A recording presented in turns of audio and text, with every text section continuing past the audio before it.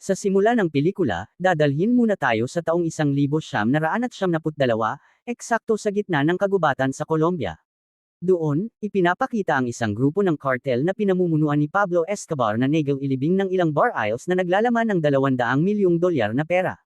Lumalabas na ang lahat ng perang iyon ay pagmamay-ari ni Pablo Escobar, at sinadya talaga itong ilibing dahil siya ay hinahabol ng mga pulis. Matapos ilibing ang lahat ng pera, agad din nilang pinatay ang ilang miyembro na itinuturing na mga traidor. Pagkalipas ng 35 taon, eksakto sa taong 2025, may isang balita na iniere na nagsasabing si Pablo Escobar, ang boss ng cartel, ay nag-iwan ng isang kayamanan sa anyo ng nakabaong pera. Gayunpaman, hanggang sa kasalukuyan, wala pang kahit isang tao ang nagtagumpay na mahanap ang kayamanang iyon. Ang tanging taong may hawak ng lokasyon ng treasure map ay ang dating tauhan mismo ni Pablo Escobar na nagngangalang Sandy. Kilala na si Sandy Music ay kasalukuyang nananatili sa lugar ng Israel. Lumipat ang eksena sa Miami, at dito naman tayo ipakikilala sa isang mafia boss na nagngangalang Abby. Hindi nagtagal, binisita si Abby ng isa sa kanyang mga tauhan na nagbalita tungkol sa kayamanang iniwan ni Pablo Escobar. Ipinaliwanag ng tauhan na may isang tao na may detalyadong mapa kung saan nakabaon ang kayamanan, at ang pangalan niya ay Sandy. Nang hindi na nag-aksaya ng oras, agad na inutusan ni Abby ang kanyang mga tauhan na hanapin si Sandy sa kahit anong paraan. Sa madaling sabi, makikita na nagtagumpay na dukutin ng mga tauhan ni Abby si Sandy, ang dating tauhan ni Pablo Escobar. At masaklap, pinahirapan nila si Sandy hanggang sa siya ay halos bagbog sarado. Sa una, ayaw sabihin ni Sandy ang kahit ano tungkol sa lokasyon ng treasure map. Ngunit matapos pagbantaan ng mga tauhan ni Abby na papatayin nila ang anak na babae ni Sandy, sa huli ay sinabi rin niya na ang mapa ay nakatago sa likod ng isang painting na nasa bahay ng kanyang anak. Matapos makuha ang impormasyong iyon, pinatay pa rin ng mga tauhan ni Abby si Sandy. Kinabukasan, binisita si Abby ng isa sa kanyang mga tauhan at sinabi na nalaman na nila kung nasaan ang treasure map ni Pablo Escobar. Ang mapa ay nakatago sa loob ng isang painting na nasa bahay ng anak ni Sandy. Ang problema ngayon ay ang anak ni Sandy ay isang kilalang abogado, kaya hindi sila basta-basta makapasok sa kanyang bahay, lalo na kung gagamit ng marahas na paraan. Dahil dito, nagplano si Abby na lumapit sa anak ni Sandy upang makuha ang mapa. Kinabukasan ng umaga, nilapitan ni Abby ang anak ni Sandy na kagagaling lamang sa isang pagdinig sa korte, at nalaman na ang pangalan niya ay Rose. Sa abot ng kanyang makakaya, inanyayahan ni Abby si Rose na magkakilala. Nagkunwari rin siyang nangangailangan ng serbisyo ng isang abogado. Sa huli, nahulog si Rose sa bitag ni Abby. Pagkatapos nito, nagkasundo silang magkita sa isang cruise ship. Sa madaling sabi, nagkita sina Abby at Rose sa cruise ship, at nagpatuloy sila sa pag-uusap habang nag-iinom at nagre-relax. Dito, patuloy lang na nilalandi ni Abby si Ross, na siyang dahilan kung bakit tuluyang nahulog ang loob ni Rose. Hanggang sa Abby na, makikitang lasing na lasing si Ross. Kaya naman, hiniling niya kay Abby na ihatid na siya pauwi. Siyempre, labis na natuwa si Abby dahil ito mismo ang gusto niyang mangyari. Pagdating sa bahay, patuloy pa rin ang panlalandi ni Abby kay Rose, na naging dahilan para tuluyan ng gustuhin ni Rose na gawin ang gusto nilang gawin. Ngunit dahil may regla si Ross, hindi muna nila ito magagawa sa ngayon. Sumunod, nagtungo si Rose sa banyo upang maglinis ng sarili habang si Abby ay naghihintay sa sofa. Dito na nagsimula ang aksyon ni Abby upang kunin ang treasure map ni Pablo Escobar na nakatago sa loob ng isang painting. Maingat niyang ibinaba ang painting, at saka kinuha ang mapa. Ngunit nang ibabalik na sana ni Abby ang painting, biglang pumasok ang isa sa mga tauhan ni Abby habang nakatutok ang baril at ginawang bihag si Raw. Nagtanong si Abby, ano ang ibig sabihin nito? Sumagot ang tauhan na gusto niya ang kayamanan para sa sarili niya at ayaw niyang makihati kaninuman. Habang kalmado, sinubukan ni Abby na ilihis ang atensyon nito. At doon, may nangyari. Matapos mapatay ang taong iyon, humingi ng paumanhin si Abby kay Ross at naging tapat na ang tunay niyang pakay sa paglapit kay Ross ay para makuha ang treasure map. Sa hindi malamang dahilan, hindi nagalit si Ross at sa halip ay sinuportahan pa niya si Abby na hanapin ang kayamanan, basta't isasama siya. Sa huli, pumayag si Abby. Pagkatapos nito, isinama niya si Ross at umalis sila. Kinabukasan, makikitang sakay sina Abby at Ross ng isang maliit na bangka patungo sa kailaliman ng loob ng Colombia. Pagdating sa loob ng Colombia, sinalubong si Abby ng kanyang kanang kamay na nagngangalang Isaac. Pagkatapos nito, dinala ni Isaac sina Abby at Ross sa isang tinutuluyan dahil doon ay umupo rin siya ng mga mercenaryong handang tumulong sa kanila. Pagdating sa tinutuluyan, ipinakilala ni Isaac si Avi sa dalawang mercenaryo na tutulong sa kanila. Ipinaliwanag ni Is na magkapatid ang dalawang ito at hindi matatawaran ang kanilang kakayahan. Pagkatapos, sinabi ni Isaac na naghanda rin siya ng 3 pang mercenaryo, ngunit darating pa lamang ang mga ito mamayang gabi. Nang marinig iyon, nagtanong si Abby kung hindi ba sapat ang 5 sa kanila para hanapin ang kayamanan.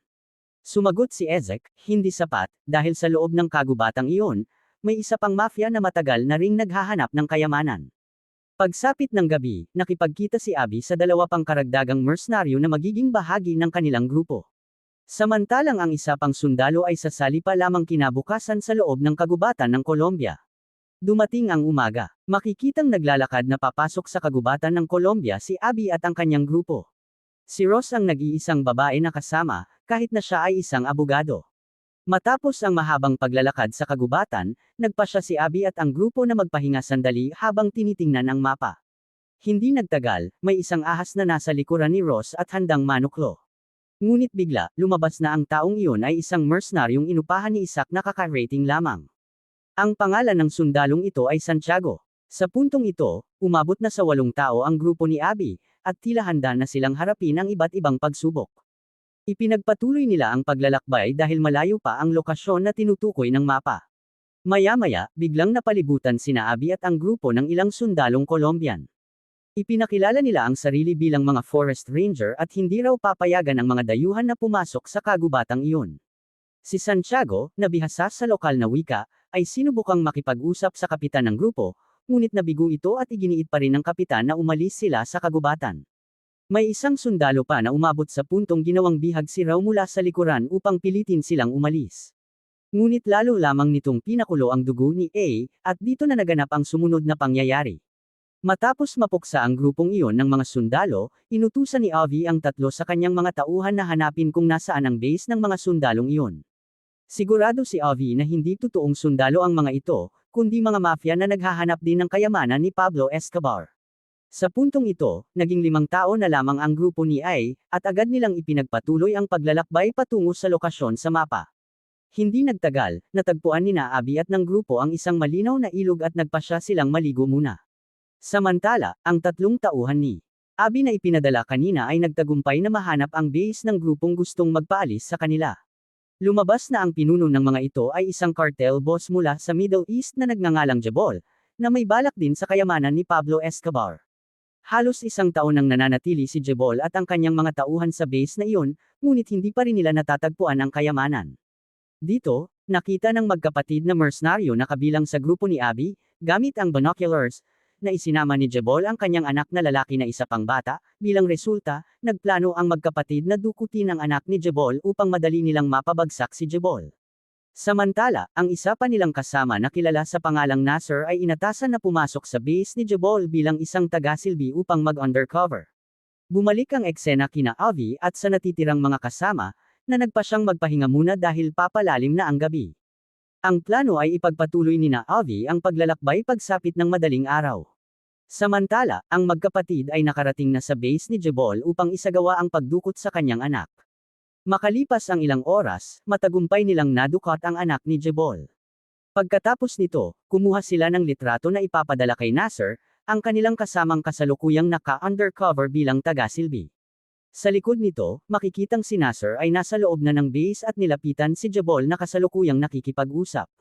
Sa una, nagkunwari si Nasser na maghahatid ng pinakamagandang alak para kay Jebol, hanggang sa hindi nagtagal ay ipinakita niya ang litrato ng anak ni Jebol na di umano'y dinukot. Nagbigay si Nasser ng senadoryas upang manatiling tahimik si Jebol at sumunod sa kanya. Sa ayaw at sa gusto, napilitan si Jebol na sumunod kay Nasser palabas. Pagdating sa labas, isinakay si Jebol sa isang truck dahil nakaabang na roon ang magkapatid. Pagkatapos nito, dinala nilang 3 si Jebol palayo sa base upang ligtas siyang ma-interrogate. Habang nasa biyahe, tinanong ni Jebol kung bakit dinukot ni Nasser ang kanyang anak, at alam niyang tiyak na ang pakay nila ay ang kayamanan ni Pablo Escobar. Sumagot si Nasser na sa totoo lang ay hindi nila kailanman dinukot ang anak ni Jebol, at hanggang ngayon ay nasa base pa rin ito. Nagkunwari lamang silang ikinulong ang bata para makunan ng litrato at maipakita kay Jebol, habang ang tunay na dahilan ng pagpunta nila sa kagubatang iyon ay para hanapin ang kayamanan ni Pablo Escobar. Nang marinig iyon, sinabi ni Jebol na hinding-hindi makukuha ni Nasser at ng kanyang mga kasama ang kayamanan dahil siya mismo ay halos isang taon nang naghahanap ngunit hindi pa rin ito natatagpuan. Kasabay nito, nang hindi namamalayan ni Nasser, sinusubukan pala ni Jebol na putulin ang tali sa kanyang kamay gamit ang isang kutsilyo. Lumipat ang eksena kina AV at sa kanyang mga kasama. Ang plano ngayon ay ipagpatuloy ni AV ang paglalakbay patungo sa lokasyon ng kayamanan ayon sa gabay ng mapa. Ngunit sa kasamaang palad, patuloy na sumusuka si Ross dahil sa food poisoning mula sa pagkaing inihaw nila kanina. Dahil dito, napilitan si Abby na umalis kasama lamang ang isa sa kanyang mga kasamahan. Samantala, inutusan ni Abby sina Isaac at Santiago na manatili at samahan si Rose. Bago umalis, hiniling ni Isaac kay Ross na magpahinga muna dahil kailangan nilang habulin sina Abby kinabukasan ng umaga. Bumalik ang eksena kina Nasser at sa magkapatid na patuloy na bumibiyahe kasama si Jebol. Sa kasamaang palad, nagawa ni Jebol na makawala sa tali sa kanyang kamay at inatake si Nasser. Tumalon si Jebol mula sa sasakyan at mabilis na tumakbo papasok sa kagubatan. Agad siyang hinabol ni Nasser at ng magkapatid hanggang sa magkaroon ng isang mahabang habulan. Nagtagal ang habulan hanggang sa sumikat na rin ang araw. Sa kalaunan, naghiwalay si Nasser at ang magkapatid, upang mas madali nilang mahanap si Jebol. Sa isang pagkakataon, napansin ni Nasser ang isang pares ng paa na natatakpan ng mga tuyong dahon. Sigurado siyang si Jebol iyon, at nang lumapit siya, bigla na lamang, sa huli, napatay si Nasser sa kamay ni Jebol. Pagkatapos nito, kinontak ni Jebol ang kanyang mga tauhan gamit ang isang radio walkie-talkie at inutusan silang pumasok sa kagubatan upang tugisin ang iba pang mga kasama ni Nasser. Lumipat ang eksena kina Isaac, Santiago, at Rose nakakagising lamang mula sa kanilang pagtulog. Sa hindi inaasahang pangyayari, biglang sinakal ni Santiago si Isaac mula sa likuran hanggang sa tuluyan itong mamatay. Pagkatapos, itinapon ni Santiago ang katawan ni Isaac sa isang bangin. Si Ross, na nakakita sa lahat ng iyon, ay nanatiling tahimik lamang. Samantala, nakarating na sina AV at ang kanyang kasama sa mismong lokasyon ng kayamanan ayon sa mapa. Dito, kumuha si Avi ng 2 tao mula sa pinakamalapit na nayon upang hukayin ang lupa. Lumipat naman ang eksena sa magkapatid na biglang nasalubong ang mga tauhan ni Jebol. Pinilit nilang labanan ang mga ito hanggang sa maganap ang isang laban na 2 laban sa marami. Sa gitna ng labanan, naging pabigla-bigla ang nakatatandang kapatid na nakasuot ng itim at inatake ang mga tauhan ni Jebol mula sa malapitan. Kahit tinutulungan siya ng nakababatang kapatid na umatake mula sa malayo, nanag pa rin ang kalaban at nabaril ang nakatatandang kapatid ng ilang beses. Nang makita ng nakababatang kapatid na naghihingalo na ang kanyang kuya, nag-alab ang kanyang galit at walang takot niyang pinaslang ang lahat ng tauhan ni Jebol. Matapos mapatay ang mga ito, agad niyang dinala ang kanyang kapatid sa ilalim ng isang puno at hiniling na magtiis muna dahil kukuha siya ng gamot. Ngunit habang paalis na siya upang kumuha ng gamot, biglang, lumabas na iyon ay isang putok mula sa isang tauhan ni Jebol na nakaligtas.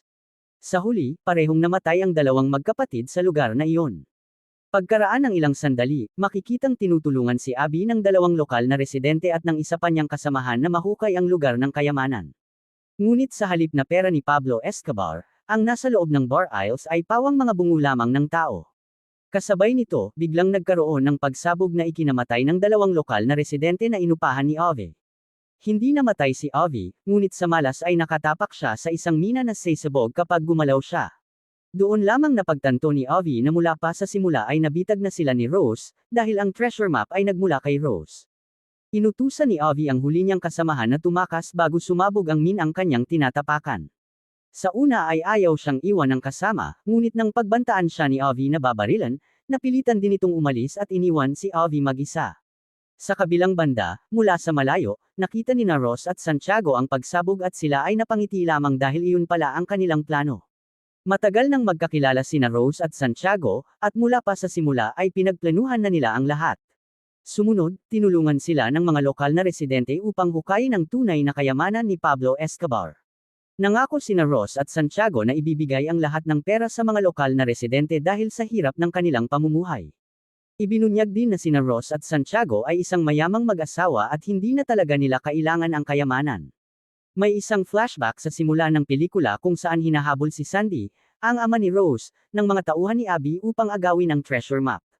Lumabas na bago siya nahuli, nagawa munang makipag-ugnayan ni Sandy kay Rose at sinabi sa kanya ang lahat. Hiniling ni Sandy kay Rose na palitan ang tunay na mapa ng isang pekeng mapa dahil may mafia na nagbabantay rito. Nang mabalitaan ni Rose ang pagkamatay ng kanyang ama, nag-alab ang kanyang galit. Kaya naman, nakipagtulungan siya kay Santiago, ang kanyang nobyo, upang bitagin ang salarin na walang iba kundi si Ove. Kaya mula sa simula, inakala nating si Ove ang gumagamit kay Ross, ngunit sa katotohanan ay kabaligtaran pala dahil si Rose ang siyang gumamit kay Ove upang maghayganti sa pagkamatay ng kanyang ama. Sa huling bahagi ng pelikula, makikitang binisita si Ove ni Jebol at ng kanyang mga tauhan. Sadya niyang hindi sinabi kay Jebol na siya ay nakatapak sa isang mina hanggang sa makalapit ang mga ito. Agad na niyakap ni Ove si Jebol, at sabay silang namatay. Tapos, ano sa tingin ninyo? Okay, maraming salamat sa lahat ng nanood hanggang sa huli.